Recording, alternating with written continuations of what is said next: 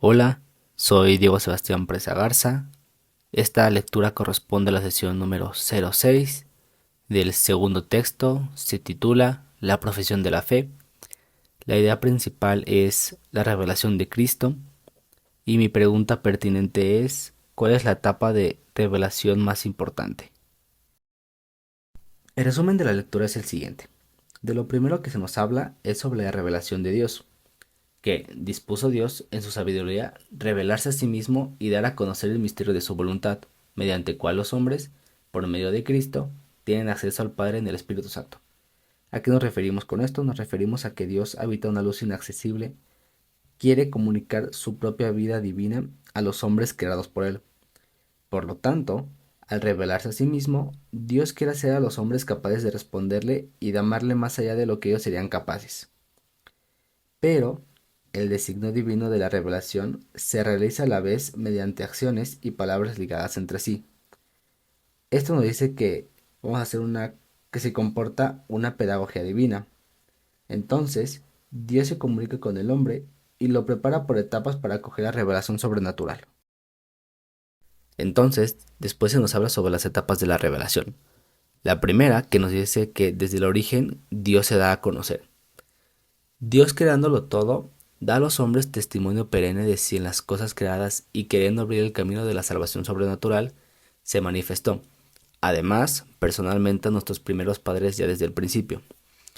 Esta revelación no fue interrumpida por el pecado de nuestros primeros padres, sino que Dios, después de su caída, alentó en ellos la esperanza de la salvación con la promesa de redención. Ahora, la alianza con Noé.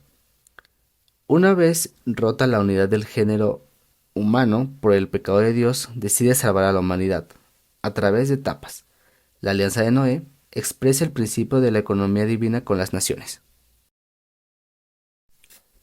Este orden a la vez cósmico, social y religioso de las naciones está destinado a limitar el orgullo de una humanidad caída, que quisiera hacer por sí misma su unidad a la manera de Babel, pero a causa de su pecado son una amenaza constante de vuelta al paganismo.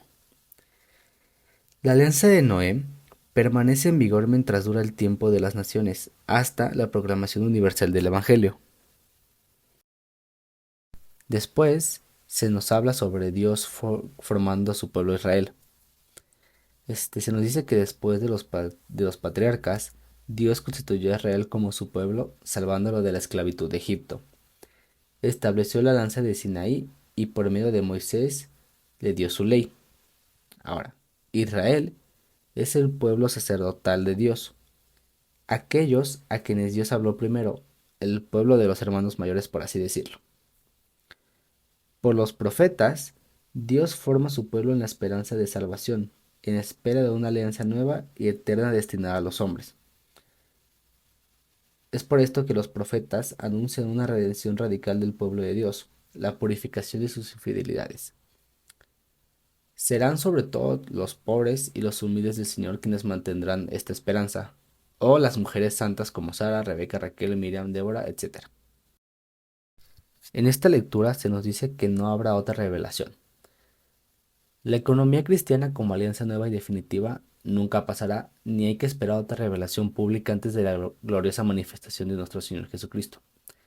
Pero, sin embargo, aunque la revelación esté acabada, no está completamente explicitada.